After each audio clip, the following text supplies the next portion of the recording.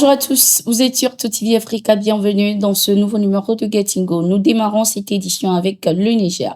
Les États-Unis ont débuté officiellement le retrait de ses troupes du sol nigérien. Plus de 269 soldats américains sur 946 ont déjà quitté Niamey. L'information a été donnée ce 7 juin lors d'une cérémonie marquant le début officiel du retrait des équipements et personnels américains du Niger conformément à l'accord conclu le 19 mai entre les deux pays. Ce début de retrait a été symbolisé par le départ à partir de la base militaire 101 de Niamey d'un avion militaire américain de type C-17 Globemaster qui préfigure de plusieurs autres rotations de gros porteurs pour le transport du personnel et des équipements. La mise en place d'une commission mixte de désengagement a été également annoncée pour faciliter la coordination pour un retrait ordonné et en toute sécurité des troupes américaines. Lors de cette cérémonie, les deux pays ont réaffirmé leur volonté de faire le nécessaire pour le bon déroulement du retrait des forces américaines du Niger. Rappelons que 2 mois après la dénonciation de l'accord de coopération militaire, les États-Unis et le Niger ont conclu un accord de désengagement qui précisait que le dernier soldat américain devra quitter le territoire nigérien au plus tard le 15 septembre 2024. Après la dénonciation de l'accord par les autorités nigériennes, les États-Unis avaient espéré maintenir leur présence dans le pays. Mais les relations se sont tendues en mars après une visite de la secrétaire d'État adjointe aux affaires africaines, Molifi. Lors de cette visite, la secrétaire d'État adjointe aux affaires africaines aurait menacé les autorités nigériennes de sanctions si le Niger vendait son uranium à l'Iran. Notons que l'insuffisance des résultats des Américains dans la lutte contre le terrorisme au Sahel a poussé les Nigériens à regarder vers d'autres partenaires, notamment la Russie et l'Iran. Toujours avec le Niger, la Cour d'État prendra une décision le 14 juin 2024 sur la demande de levée d'immunition du président déchu Mohamed Bazoum introduite par les nouvelles autorités du pays. Initialement prévue pour le 10 mai 2024, l'audience sur la levée d'immunité de Mohamed Bazoum a finalement été reportée au 7 juin à la demande des avocats de l'ex-président qui ont indiqué que leurs clients n'avaient pas été valablement notifiés de la procédure et n'avaient pas pu communiquer librement avec eux. Lors de l'audience du 7 juin 2024, après 2 suspensions de séance, les avocats se sont retirés en dénonçant une parodie de justice. Le délibéré au 14 juin 2024 a ensuite été annoncé par le président de la Cour d'État, Abdoudan Galadima.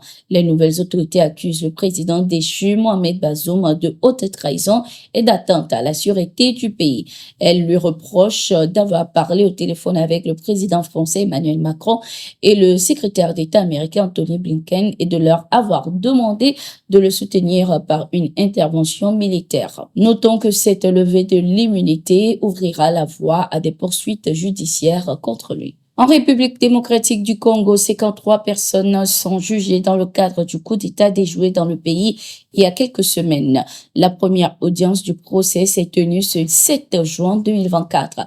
Ces 53 personnes, dont 3 Américains, font face à de multiples accusations, notamment financement du terrorisme, meurtre et tentative d'assassinat. Le département d'État américain a affirmé de son côté n'avoir pas eu accès à ces citoyens détenus. Il a également précisé que l'une de ses principales priorités est de fournir une assistance consulaire aux Américains détenus à l'étranger, y compris des visites régulières pour assurer des soins médicaux et aider à trouver un avocat anglophone. Nous avons demandé aux autorités de la République démocratique du Congo d'accorder un accès consulaire à tout citoyen américain qui aurait été détenu et nous ne l'avons pas reçu à ce jour, avait déclaré le porte-parole de l'ambassade des États-Unis, Greg Porter.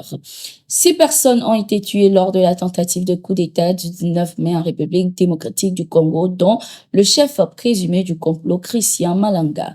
Les autres accusés ont été arrêtés après l'attaque du palais de la Nation et du domicile de Vital Kamerhe, président du Parlement. Ce 9 juin 2024, le général Abdourahmane Tiani, président de transition du Niger, a rencontré une délégation tchadienne conduite par Mahamat Ahmad Alabo, ministre d'État secrétaire général de la présidence envoyé spécial du président tchadien Mahamat Idriss Déby Itno, au cœur des échanges des sujets d'intérêt commun entre les deux pays. Lors de cette rencontre, l'émissaire tchadien a également évoqué les relations entre les deux nations sur le plan géographique, historique et culturel. Cette similitude se traduit dans toutes les phases et les dimensions de la coopération entre nos deux pays, que chacun de nous a ses problèmes. Et quand on a des problèmes, on essaie de s'entraider, de les surmonter et de les résoudre. C'est pourquoi il y a très souvent des échanges téléphoniques entre les deux présidents pour partager des points de vue, des expériences et surtout exprimer des solidarités mutuelles, a-t-il indiqué. Les forces armées du Burkina Faso et du Niger ont neutralisé plusieurs terroristes ce 8 juin dans la zone de Baenga, région du Sahel. Selon les informations, les vecteurs aériens ont localisé une colonne de terroristes à moto suivie d'un pick-up fonçant à vive allure dans la localité.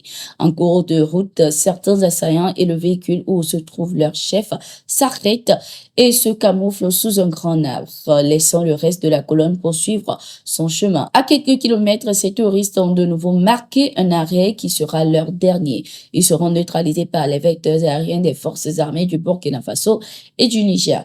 Plusieurs de leurs matériels ont été également récupérés par la même occasion. C'était tout pour cette édition. Merci d'être resté avec nous. Nous sommes en continu sur nos différentes plateformes et sur notre site d'information, le www.toutafrica.com.